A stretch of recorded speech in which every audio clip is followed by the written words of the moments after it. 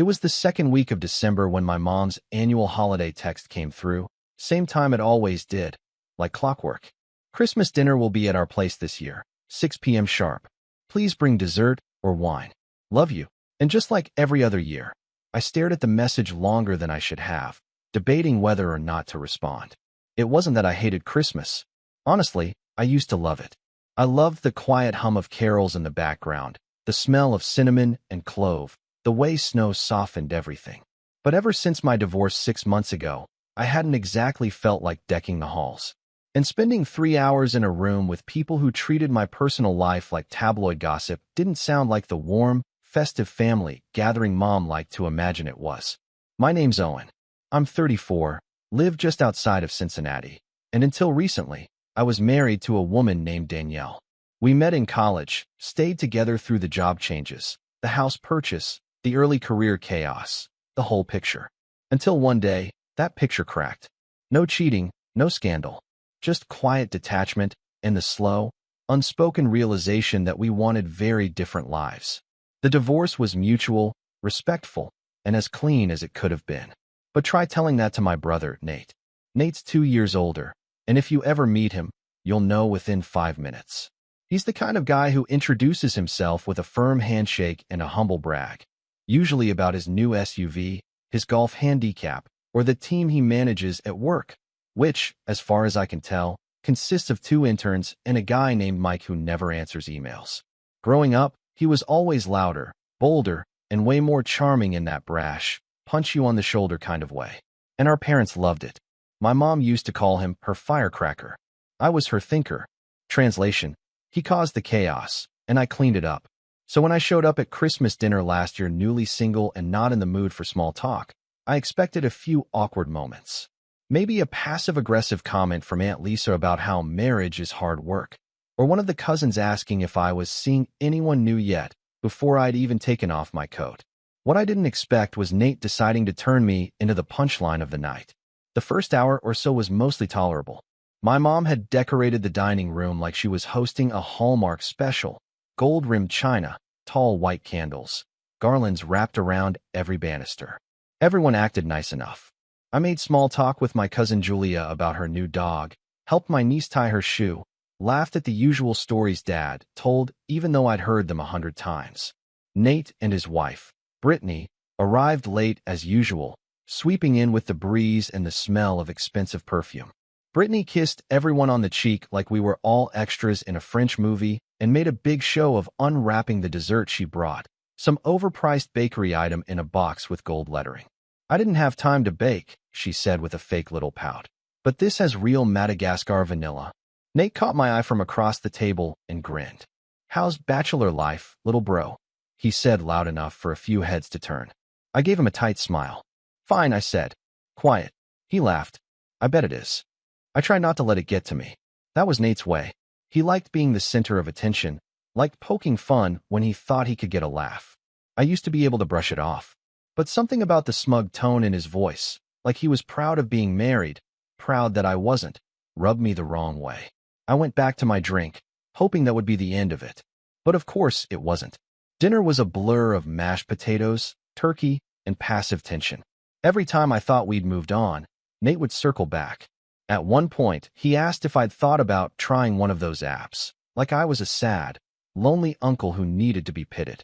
At another, he nudged my elbow and said, Hey, at least you don't have to listen to anyone snore anymore, right? Brittany just smiled like it was all harmless fun, and Mom kept shushing him, but softly, like she didn't really mind the entertainment. I kept my cool. Barely. But by the time dessert was served, Brittany's overpriced cake that tasted like sugar and air, I was ready to go home. I'd even pulled out my phone to check the Uber wait time when Nate stood up, fork in hand, and tapped his glass. All right, everybody, he said with that stupid, self-satisfied grin. I know we usually wait for Dad to give the toast, but I just want to say a few words. It's been a big year, right? Julia graduated. Brittany launched her podcast. Mom finally got her kitchen remodel. And our little brother here. He turned to me, eyes twinkling with mock sincerity. Well, he's officially back on the market. Single and desperate. Laughter rippled across the table. Not everyone joined in, but enough did. Aunt Lisa covered her mouth like she wasn't sure if she should be laughing. Dad chuckled quietly. Even my mom smiled awkwardly, as if unsure whether to scold him or not. And there I was, sitting with a glass of wine halfway to my lips, feeling like the floor had shifted underneath me. That's when I said it. I didn't raise my voice. I didn't stand up. I just put the glass down, looked Nate dead in the eye, and said, "That's funny coming from someone whose wife just asked me last week if our lawyer was any good." The silence that followed was absolute. No one moved. Brittany's smile disappeared so fast, it was like someone had flipped a switch. Her chair scraped loudly against the floor as she stood up and left the room without a word. Nate's face drained of color. For once in his life, he didn't have a comeback. The rest of the night unraveled in slow motion. But that moment was the spark. And it wasn't just about the toast. It was about years of being the quiet brother, the second choice, the one who never made waves. And I realized something as I sat there in the awkward silence Nate had created for himself. This wasn't over. Not by a long shot. The drive home that night was quiet, but my thoughts were anything but. Snowflakes scattered across my windshield like static, and my fingers tightened around the steering wheel every time I replayed Nate's smug voice in my head, single and desperate. I could still see the flicker of discomfort on Brittany's face just before she stormed out, the stunned silence that followed. The way Nate's hand had trembled slightly as he sat back down and pretended to drink his wine. He hadn't said another word to me that night. Neither had Mom, not really. She'd offered me a polite drive safe by the door, her eyes darting past me like she was already regretting inviting us both. I wasn't even angry at that point, just numb. Like I'd been running on autopilot for so long that I'd forgotten what it felt like to be insulted to my face and actually feel it. And underneath the numbness, there was something else, something sharper. Not just resentment, not just embarrassment, but a very specific kind of clarity. Because in that moment, as I drove through the dark roads back to my half-empty apartment, I knew something had shifted. And I wouldn't, go back to pretending everything was okay. For the next few weeks, I kept my distance. No texts, no calls. I busied myself with work, spent weekends hiking, bought a few plants I had no idea how to care for. I thought maybe the silence would cool things down. Maybe Nate would apologize. Maybe Mom would check in. But the family group chat stayed quiet, except for the occasional forwarded meme or reminder that Dad's birthday was coming up in mid-January. Dad's birthday was usually a casual thing. Dinner at the house, store-bought cake, Dad telling the same joke about turning 29 again. I debated skipping it, but in the end, I went. Not for anyone else. Just for Dad. He'd always been more of a quiet observer, never one to pick sides. And even though he hadn't defended me at Christmas, he also hadn't laughed either. That counted for something. When I arrived, everyone was already there.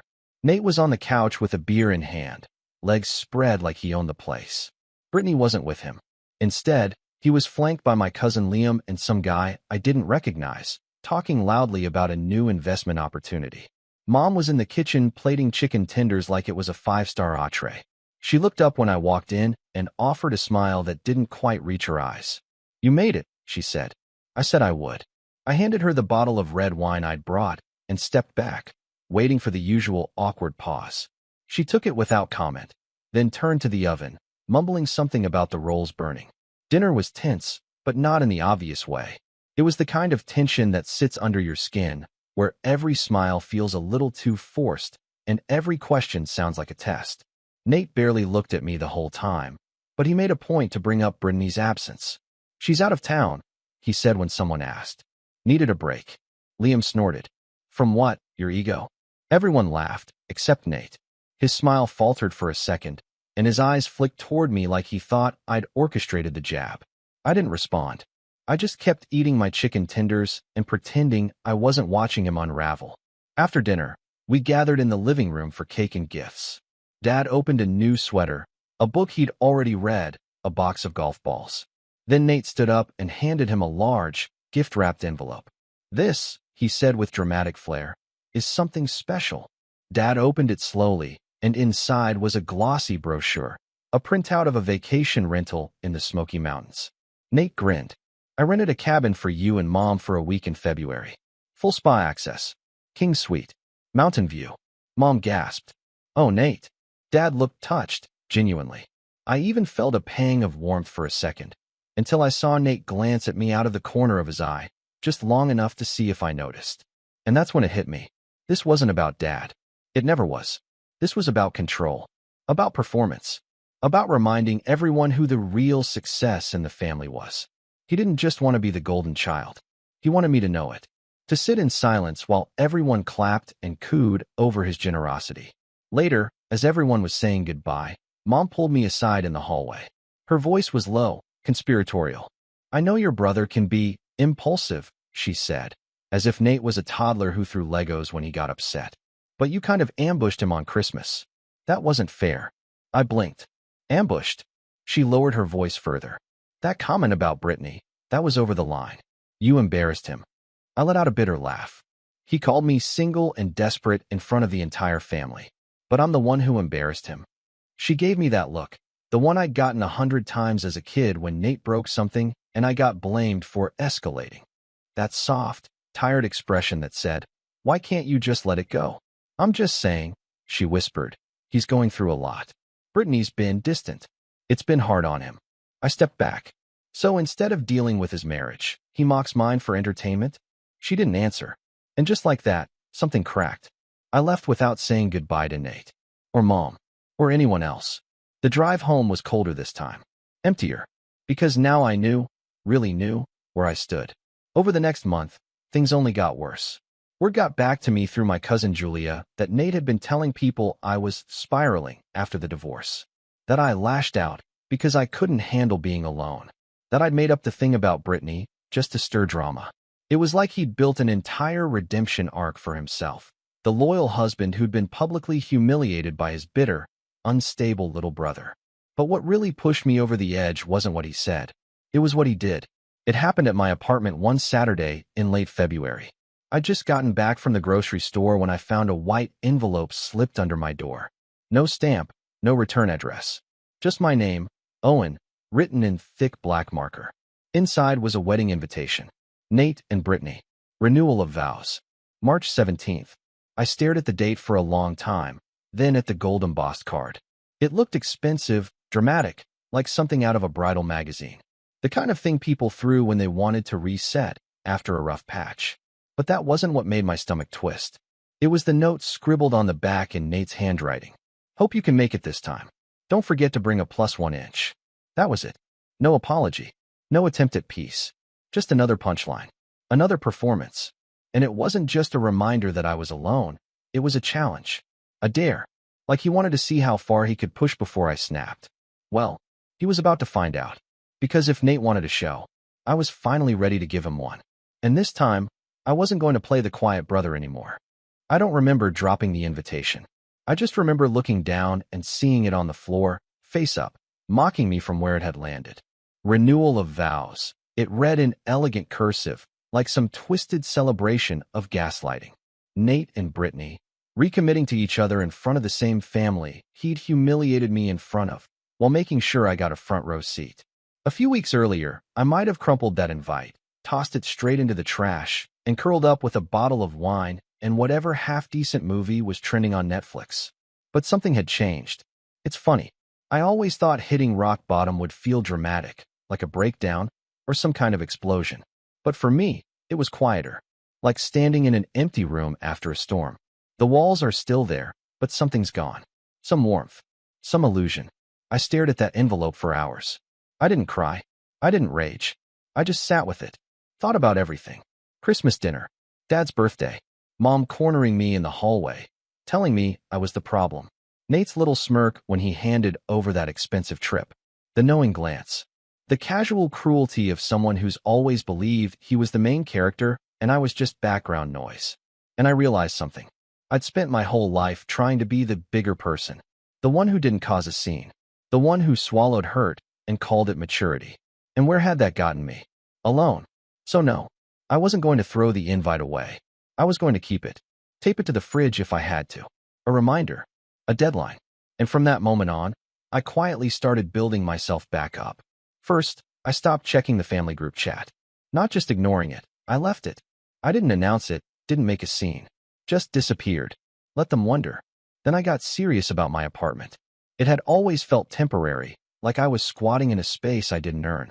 Danielle and I had decorated our old place together, picked out furniture, argued over rugs. But this had been mine for almost half a year, and I'd treated it like a layover.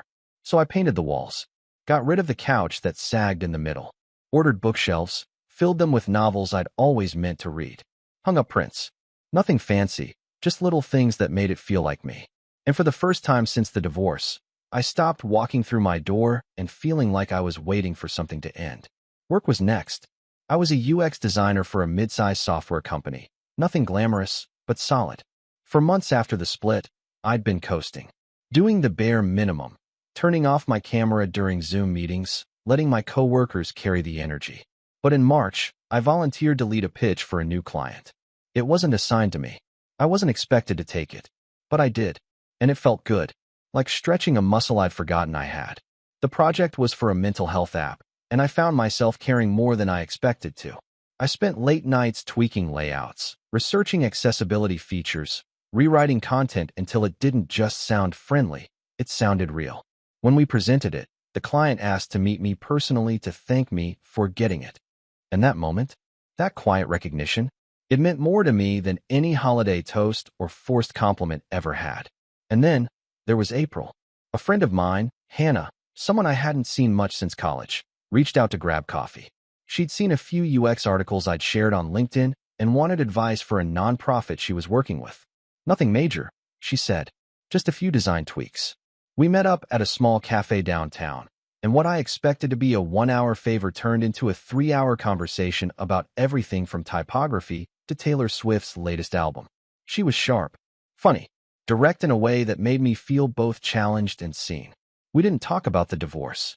Not then. Not really. But I told her about the vow renewal, about the invitation, about Nate's note.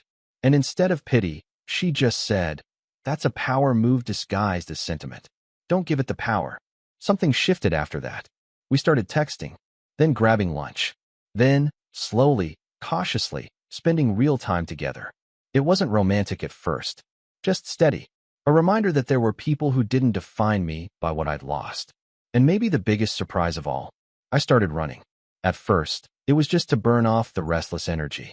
I hated gyms, hated the fake motivational slogans, and the people grunting near squat racks. But running? It was simple. Shoes, hoodie, headphones, street. I started with 5 minutes, then 10. By April's end, I was jogging for 30 minutes without stopping. The weight I'd put on post-divorce started to melt off. My head felt clearer, sharper. I wasn't magically healed. I still had bad days. Days I'd stare at the wedding invite and feel that old ache, that punch-in-the-gut reminder that my family didn't see me. Not really. Days where I'd hear Nate's voice in my head and want to scream. But more and more, those days were outnumbered by better ones. Quieter victories. The kind no one toasted to. Mom reached out a few times in March. A check-in call. A forwarded joke. A random, "Do you need anything?" text. I didn't ignore her, but I didn't volunteer much either. I gave polite answers. Short responses. Enough to show I was alive, not enough to invite more. Then came the inevitable. 1 week before the vow renewal, she called. "I really hope you're coming," she said. It would mean a lot to the family. I wanted to ask why. What about this performance was supposed to mean anything to me? But I already knew the answer. To her, showing up was more important than being respected. Nate had embarrassed me, slandered me, and all she wanted was a photo of the whole family smiling in coordinated outfits. Because that's what mattered. Appearances. "I haven't decided," I said. She paused. "Owen, don't make this about the past." I almost laughed. That was rich, coming from someone who treated every family gathering like a rerun of the same broken script. "I'll think about it," I said, and hung up before she could keep going. That night, I stared at the invite again. Only this time, I wasn't filled with dread. I was planning, because while I'd been rebuilding in silence, I'd learned a few things. Like how Nate's marriage wasn't quite as picture-perfect as he claimed. Brittany had reached out once, shortly after Christmas. A single message, vague and apologetic. She said she felt stuck, that she was reevaluating everything, and that she was sorry if her silence had made things worse. I hadn't replied, but I didn't delete it either. And then there was Liam, my cousin, the same one who joked about Nate's ego at Dad's birthday. He and I had reconnected quietly over drinks a few times since. Turns out, he wasn't a huge fan of Nate either. Had his own stories, his own grievances, and a deep sense of loyalty to people who didn't throw others under the bus for attention. "You showing up to that circus?" he asked me one night. "Thinking about it," I said. He grinned. "Good. Wouldn't miss it for the world."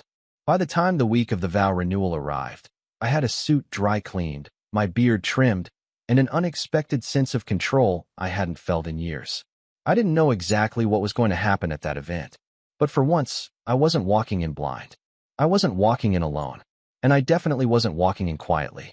Because Nate had spent his whole life writing the family narrative, the loud one, the golden boy, the self-declared alpha.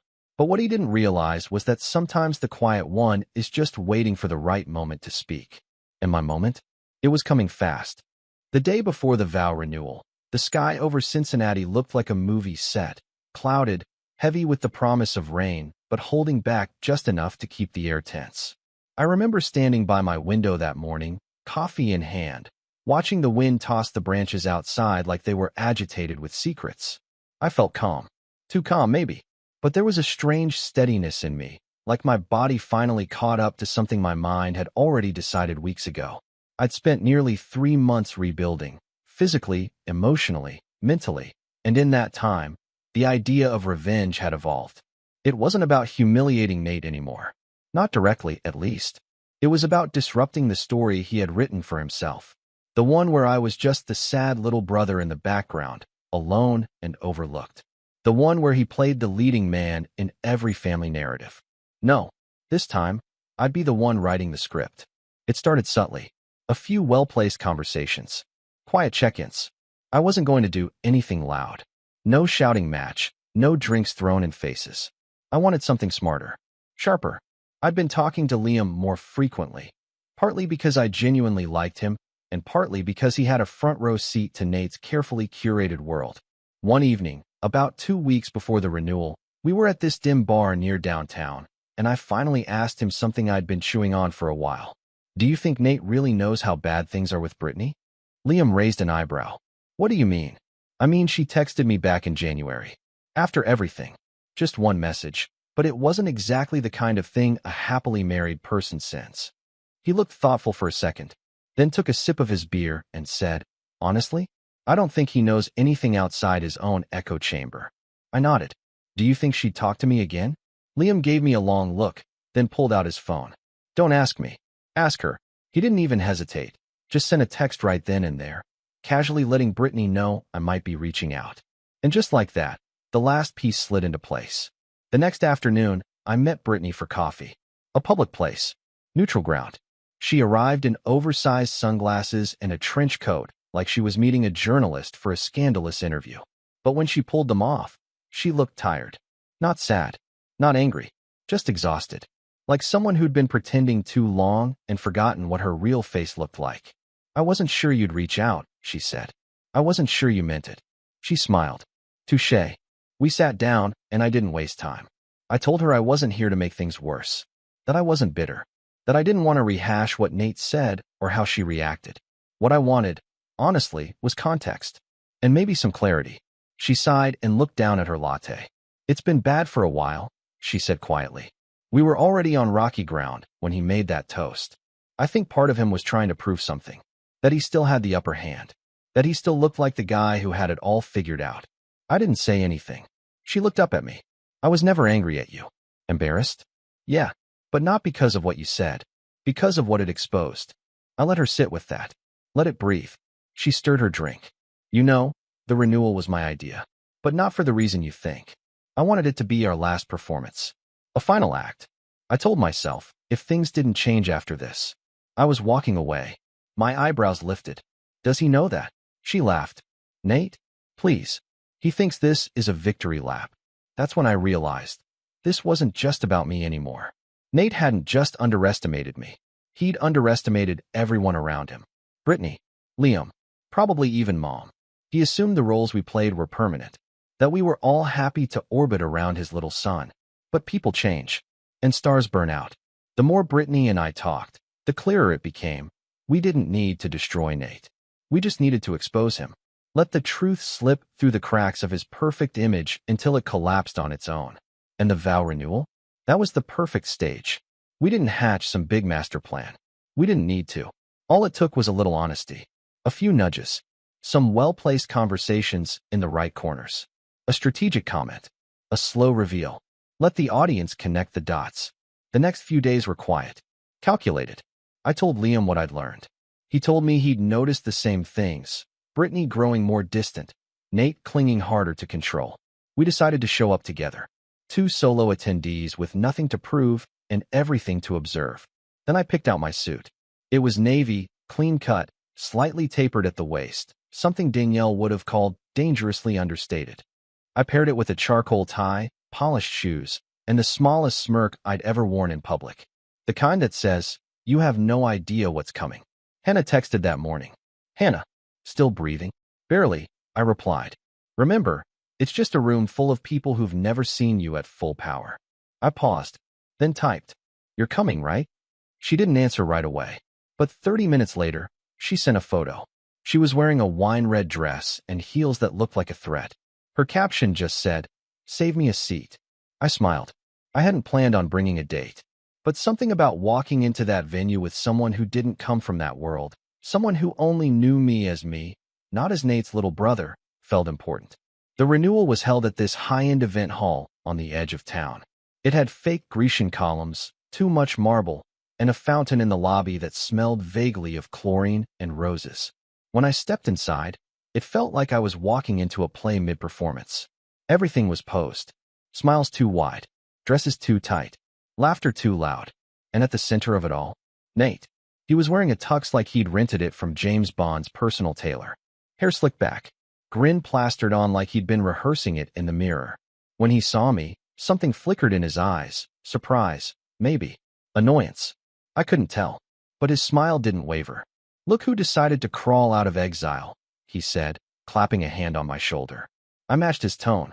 "Wouldn't miss your big act." He chuckled like I was joking, then noticed Hannah beside me. "Oh, and you brought." "Hannah," she said, extending her hand confidently. "Nice to meet you." Nate's handshake faltered slightly. "Pleasure." I watched him clock her appearance, her poise, the way she looked me in the eye, and I knew it bothered him. Not because he cared who I dated, but because he didn't expect me to walk in with someone who didn't look breakable. We found our seats near the front. Brittany was nowhere in sight. Guests trickled in. Champagne flutes were passed. Polite chatter buzzed around the room. And slowly, quietly, I began planting seeds. It wasn't hard. A whispered comment to Mom. "Brittany seems nervous. I hope she's okay." A casual question to Aunt Lisa. "Did Nate ever tell you what happened the night after Christmas?" A side-eye glance during Nate's speech that made Liam snort loud enough to draw a few heads. Nothing major. Just friction, doubt, subtle shifts in the audience's gaze. By the time Brittany walked down the aisle in a sleek, minimalist dress, not bridal white, but a soft silver that shimmered under the lights, the room was buzzing with unspoken questions. And then, just before the ceremony began, Brittany did something no one expected. She stepped up to the podium and asked to speak. Not Nate. Not the officiant. Her. She looked radiant. Not like a woman in love, but like someone reclaiming her voice after a long silence. And when she started talking, well, let's just say the air in the room changed completely. The room fell into a kind of silence that didn't feel like respect. It felt like uncertainty. The kind of hush that happens when something's gone off script, but no one's sure yet whether it's intentional. Brittany stood at the podium, eyes scanning the crowd like she was searching for an anchor. She wasn't nervous. She wasn't shaken. She looked ready. And that's what scared Nate. He had one arm lazily hooked around the back of his chair, his champagne flute resting against his leg, but his smile? It was tight. Too many teeth. His jaw twitched when Brittany cleared her throat, adjusted the mic, and said, "I wasn't supposed to speak. At least, not until the vows. But I've been thinking about what a renewal actually means. And I realized, maybe it's not just about repeating words. Maybe it's about reevaluating what those words even meant the first time." A few polite chuckles, mostly from the back of the room. But I caught the glance she shot toward Nate. A quick, razor-sharp flick of the eyes. "I was 25 when Nate and I first got married," she continued, voice steady. "I thought love meant putting someone else's needs before your own. I thought it meant protecting their image, even when it came at the cost of your own voice. I believed that the more you forgave, the more worthy you became. She paused. Nate's fingers tightened on his glass. But what I've learned, Brittany said, is that love, real love, doesn't ask for silence. It doesn't demand that you laugh when you're humiliated or nod when you're hurt. It doesn't show up late, drunk on praise, ready to make a spectacle of someone else's pain just to feel important. People shifted in their seats. Brittany smiled gently, not at Nate, at the room. And it definitely doesn't give a speech at Christmas dinner mocking someone's divorce, then spend months gaslighting everyone into thinking he was the victim. And just like that, the air snapped. Nate's face paled, not visibly at first, but in the subtle way that only someone who knows him well would recognize. The way his lips thinned and his legs stopped bouncing. He leaned forward, half rising from his seat like he might rush the mic, but Brittany held up a single hand. I'm not here to humiliate you, Nate. That's your game. I'm here to end it. She turned back to the audience. This renewal is not happening today, because I will not tie myself to a man who turns his own brother's pain into a punchline. A man who values admiration over intimacy, control over compassion, and performance over partnership. Gasps this time. Real ones. Aunt Lisa clutched her pearls. Actually clutched them, which felt almost cartoonish if it hadn't been so perfectly timed. My mom looked like someone had slapped her with a wet napkin. Liam let out a low whistle beside me. Hannah leaned forward slightly, hands folded, eyes gleaming. Brittany looked straight at Nate, then lowered her voice so the room had to lean in. You've spent your whole life writing the narrative, Nate. Making yourself the hero, the winner, the showman. But here's the thing about narratives. She stepped down from the podium and walked over to her chair, her voice still calm, but resonant. They only work if the audience believes them. And today, I think you just lost them. She picked up her clutch, adjusted her silver dress, and turned toward the door. I'll be filing for divorce on Monday. And then she walked out. Just like that. No tears. No theatrics. Just power. The room didn't erupt. It simmered. Quiet murmurs. Heads turning. A few people awkwardly clearing their throats. Someone dropped a fork. And Nate? He sat there, motionless. Face blank. Until finally, slowly, he stood up. He didn't say a word. Just walked to the podium and stared into the mic like it might offer him a lifeline. Then he muttered something about technical difficulties, turned on his heel, and stormed off through the staff exit near the bar. It was glorious. I didn't move right away. I wanted to feel it. Let it soak into my skin like sunlight. My whole life, Nate had been the one in control of the narrative. He set the tone, decided who got attention and who got sidelined. And now, here he was, exposed, abandoned, humiliated in the one place he'd built as a monument to himself. And I hadn't laid a hand on him. I hadn't even raised my voice. That's what made it perfect. Over the next 20 minutes, the room began to empty out. There was no announcement, no real end, just clusters of confused guests muttering excuses and grabbing their coats. Some tried to salvage the open bar. A few relatives tried to make it about themselves. Aunt Lisa cornered me to ask if I'd known about any of this, as if I'd been hiding state secrets. I'm as surprised as you are, I lied, sipping my champagne. But I'm proud of her. Mom didn't come near me. She looked like she wanted to, like she had a speech ready. But the weight of the moment held her back. She just watched me across the room as if seeing me clearly for the first time in years. Eventually, Hannah slipped her hand into mine. Ready to go? More than ready. We walked out without looking back. The aftermath came in waves. 2 days later, Brittany filed for divorce as promised. It made the local gossip mill, a few snarky Facebook posts from relatives who still worshipped Nate's version of events. But they were quickly drowned out by silence. Nate didn't show up to the next family dinner. Mom reached out, cautiously.